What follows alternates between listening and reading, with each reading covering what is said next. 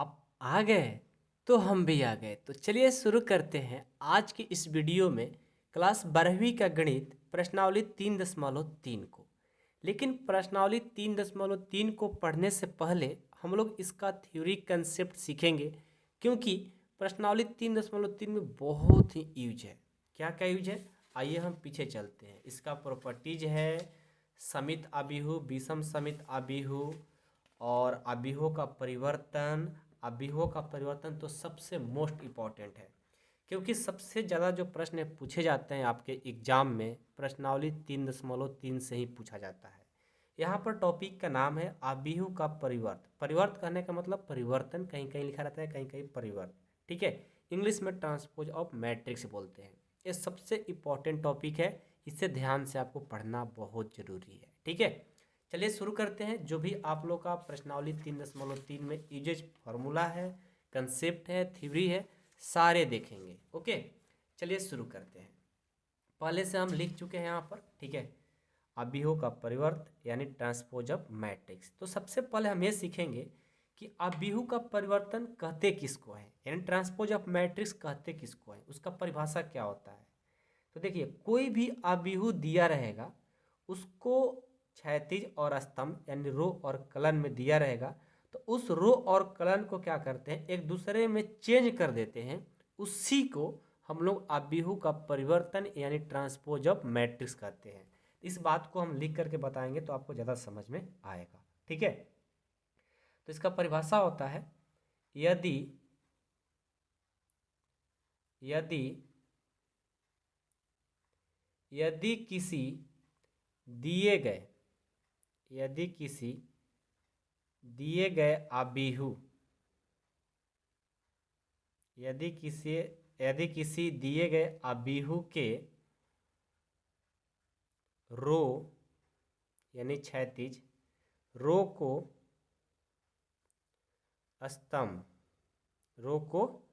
स्तंभ या स्तंभ कहने का मतलब कलन, ठीक है ना, समझ रहे हो ना। इंग्लिश में इसको यहाँ पर लिख देते हैं कलन, या कलन को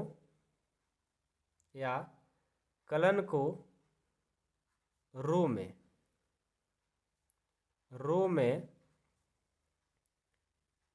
बदल दिया जाए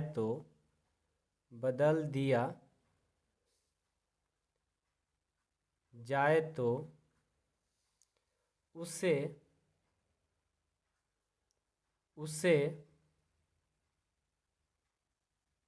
अभिहु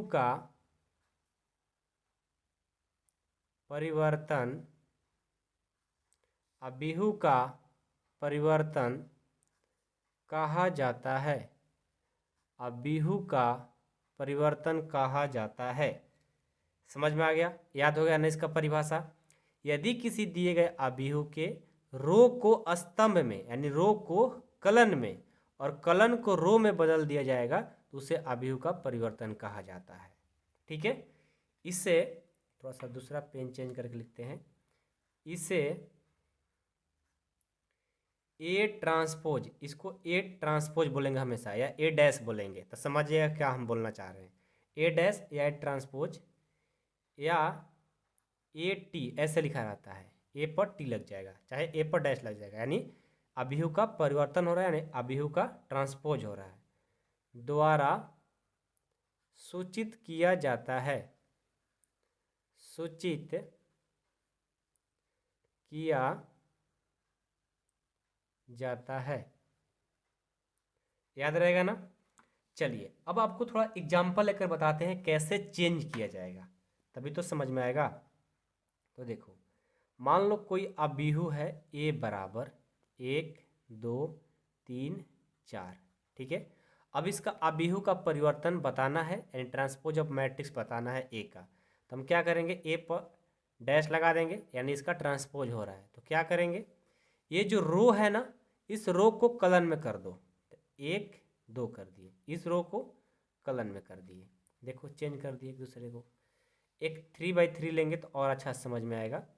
1 2 3 4 5 0 0 3 2 है, इसका ट्रांसपोज निकालना है। ठीक है, तो क्या करेंगे, ए का ट्रांसपोज इक्वल टू, ये जो रो है ना इसको कलर में कर दो, तो 1 2 3, देखो रो को हमने कलर में चेंज कर दिया। इस रो को भी कलर में कर दो, 4 5 0, इस रो को भी कर दो 0 3 2, ये देखो आपका ट्रांसपोज ऑफ मैट्रिक्स निकल गया।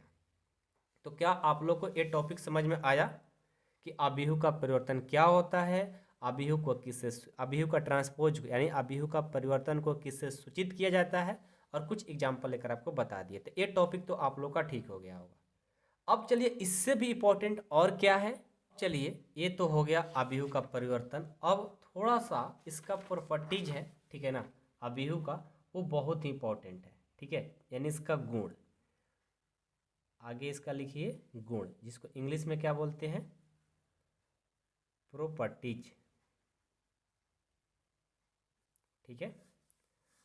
आइए इसका प्रॉपर्टीज क्या क्या है। पहला प्रॉपर्टीज होता है, बहुत इंपॉर्टेंट है, कोई भी क्वेश्चन को आप लोग को प्रूव करने में ये बहुत ही मदद करेगा, ठीक है ना, तो ध्यान देना है।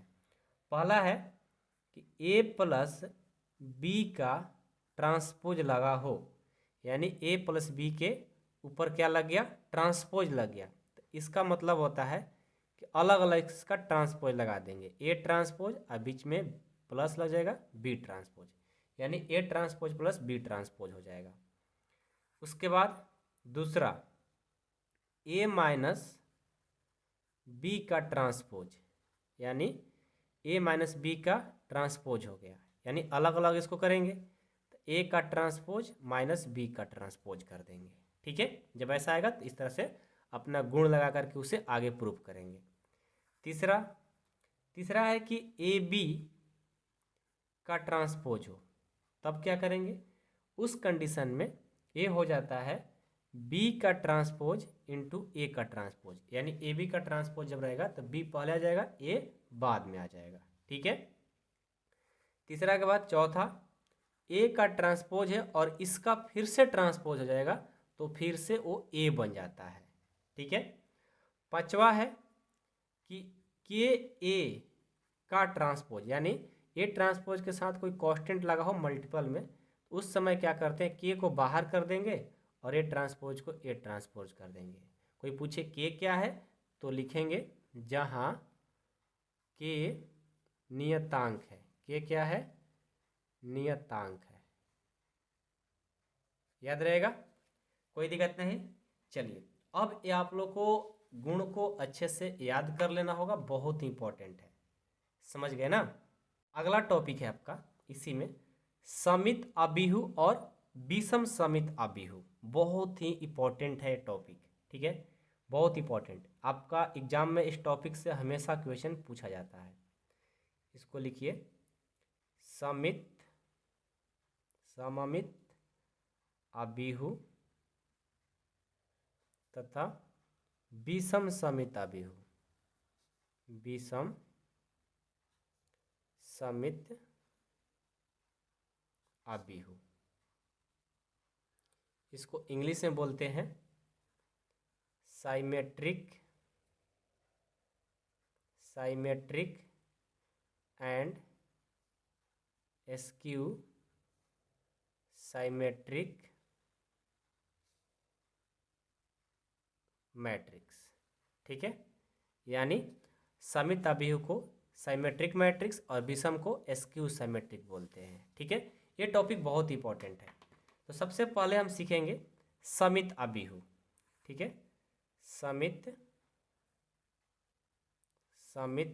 थोड़ा सा हिंदी मेरा कमज़ोर है तो हिंदी से थोड़ा हमें माफ़ करिएगा, ठीक है ना, छोटा बहुत हिंदी में गलत होगा तो उसे माफ़ कर दीजिएगा। चलो मैथ अच्छा से होना चाहिए। तो समित अभिहु का क्या परिभाषा होता है, वह वर्गाकार अभिहु, वह वर्गाकार अभिहु, वह वर्गाकार अभिहु ए बराबर ए आई जे एम इंटू एन, जहाँ पर आई और जे जो होगा, आई और जे होगा इक्वल होगा, या यहाँ पर एम और एन यानी जो क्रम होगा वो दोनों बराबर होगा। आपको पता है ना वर्गाकार अभिहु में दोनों बराबर होता है, ठीक है। जिसमें ए बराबर ए डैश होगा, यानी ए बराबर ए ट्रांसपोज होगा, या इसे आप क्या लिख सकते हो, A minus A transpose equal to 0 हो, तो उसे समित अभिहु कहेंगे। उसे क्या बोलेंगे, समित अभिहु कहा जाता है, समित अभिहु कहा जाता है। बात को समझ रहे हैं? देखो फिर से समझिए, जब A minus A transpose equal to 0 हो उसे क्या बोलेंगे, समित अभिहु बोलेंगे। या आपको ऐसे भी लिखा रहेगा, यदि ए बराबर ए ट्रांसपोज, इसको भी समित अभिहु। क्यों? क्योंकि ये प्लस है, इक्वल की साइड जगह तो माइनस, यानी इस कंडीशन में रहेगा उससे आप समित अभिहु बोलिएगा। बस आप अभी इतना याद रख लो, आगे हम सब बताएंगे अभी, ठीक है। तो समित अभिहु का ये परिभाषा होता है, समित अभिहु का ये फार्मूला होता है, बस इतना याद रखिए, आगे हम सब चर्चा भी करने वाले हैं। अब चलिए आपको समित के बाद विषम समित अभिहु पढ़ेंगे, ठीक है। समित के बाद विषम समित अभिहु, दूसरा इसका विषम समित अभिहु। विषम समित अभिहु क्या है, यदि A equal to minus A dash हो, ठीक है, A equal to minus A dash हो तो उसे विषम समित अभिहु कहा जाता है, कहा जाता है। याद रहेगा ना, यानी इसका जो फार्मूला होता है वो हो जाएगा A plus A transpose equal to 0, या A equal to minus A transpose हो, उसे विषम समित अभिहु कहा जाता है। तो अभी बस आप इतना याद रखिए, आगे हम बताने वाले हैं, ठीक है। इसी के साथ में एक बहुत ही इंपॉर्टेंट फार्मूला बहुत बार पूछा जाता है, आपको डायरेक्ट भी पूछ लीजिएगा एग्जाम में, कि समित अभिहु का जोगफल का फार्मूला बताइए, समित अभिहु का जोगफल का फार्मूला। अब समित अभिहु का जोगफल क्या होता है, अभी तो हमने समित अभिहु पढ़ा कि A equal to A dash होता है, और विषम समित अभिहु का A equal to minus A dash होता है। लेकिन समित अभिहु का जोगफल का फार्मूला क्या होता है, तो समित अभिहु का जोगफल का फार्मूला होता है 1/2 ए प्लस ए का ट्रांसपोज। याद रहेगा ना। चलिए, ये तो समित हो गया, उसके बाद एक विषम समित अभिहु का भी होगा, बिल्कुल होगा, तो उसको भी लिख लीजिए। अच्छा, विषम ना, विषम समित अभिहु का जोगफल, ठीक है। क्या होता है फार्मूला, 1/2 ए माइनस ए का ट्रांसपोज, ये होता है विषम समित का, और ये होता है समित अभिहु का। याद रखिएगा। इसी में एक और होता है समित अभिहु एवं विषम समित अभिहु का जोगफल, दोनों को एक ही साथ पूछ लिया जाता है, तो उसका क्या होगा, तो पहले लिख लेते हैं, समित एवं विषम समित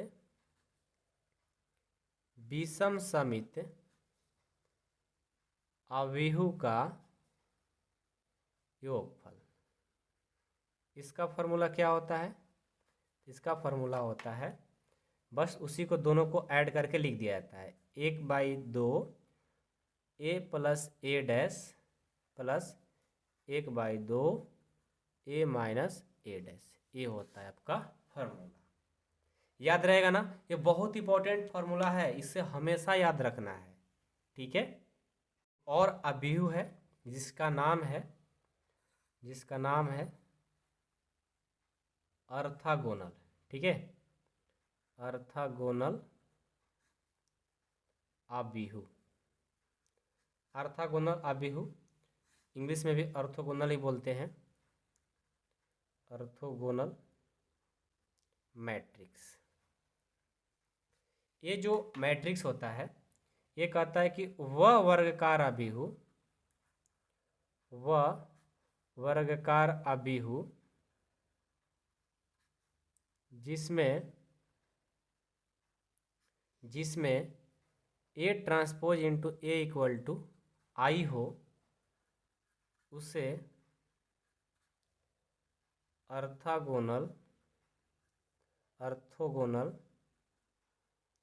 अभिहु कहा जाता है। अभिहु कहा जाता है, याद रहेगा ना। यानी A transpose into A equal to I हो, उसे ऑर्थोगोनल अभिहु कहा जाता है। ठीक है, इस बात को हमेशा आपको याद रखना जरूरी है क्योंकि कभी भी कहीं से भी इक्वेशन आ सकते हैं इस पर।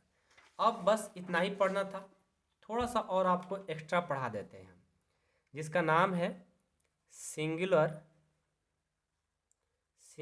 और नॉन सिंगुलर मैट्रिक्स। ठीक है, सिंगुलर मैट्रिक्स और नॉन सिंगुलर मैट्रिक्स क्या होते हैं, थोड़ा सा इसके बारे में चर्चा कर लीजिए ताकि कभी आए तो पता रहे। ठीक है ना। पहला होता है सिंगुलर मैट्रिक्स। ये सिंगुलर मैट्रिक्स होता क्या है, यानी कोई भी मैट्रिक्स हो उसका जब डिटर्मिनेंट्स निकालोगे उसका वैल्यू 0 हो, उसको सिंगुलर मैट्रिक्स बोलेंगे। और कोई भी नॉन सिंगुलर में क्या होता है, नॉन सिंगुलर मैट्रिक्स, इसमें क्या होता है कि उस डिटर्मिनेंट्स का वैल्यू निकालोगे उसका वैल्यू 0 नहीं होना चाहिए।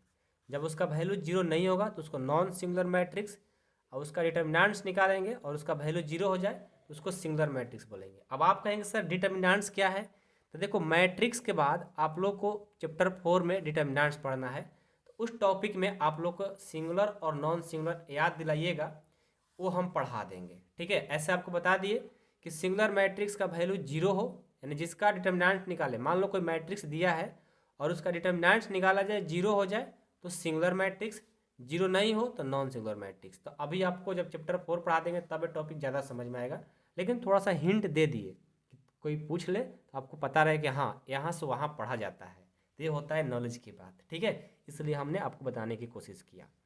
अब क्या है कि अगले वीडियो में एक्सरसाइज 3.3 को शुरू किया जाएगा, और जिनको क्लास 12 की मैथ, ध्यान से सुनिएगा, जिनको क्लास 12 के मैथ 100% मैथ की कंप्लीट तैयारी करनी है तो मेंबरशिप में ज्वाइन हो सकते हैं। मात्र 499 रुपया लगता है, इसमें पूरा फुल कोर्स कराया जाएगा। समझ गए, जब तक आपका 12 का फाइनल एग्जाम नहीं हो जाएगा तब तक ले फी है, यानी पर मंथ जोड़ोगे तो 20 से 25 रुपये आपको पड़ने वाला है। ठीक है, तो जिनको ज्वाइन करना है जल्द से जल्द ज्वाइन कर ले। ज्वाइन करने के लिए आप लोग ऐप पर जाइएगा, ऐप पर नहीं जाना है भाई, प्ले स्टोर पर जाना है। प्ले स्टोर पर सर्च करना है AP/AJ, उसके नीचे लिखा रहेगा 6 to 12, उस ऐप को डाउनलोड करना है। डाउनलोड करने के बाद आपको क्या करना है, डाउनलोड करने के बाद वहाँ से जा करके स्टोर पर क्लिक करिएगा, नीचे स्टोर पर जा करके अपना क्या करना है, कोर्स परचेज करना है। क्लास 12 का 499 लगेगा। यदि वहाँ से आपको परचेज नहीं करने आ रहा है तो इस नंबर पे कॉल करिएगा, सर से बात होगी, आपको पूरा मदद करेंगे कैसे ज्वाइन करना है। ठीक है ना, आप यहाँ पर बात कर लीजिएगा, कॉल मैसेज वहीं करेंगे जिनको ज्वाइन करना होगा। ठीक है, तो चलिए आज की इस वीडियो को समाप्त करते हैं, और कल की वीडियो में हम लोग प्रश्नावली 3.3 को देखने वाले हैं। मिलते हैं नेक्स्ट वीडियो में। Thank you so much.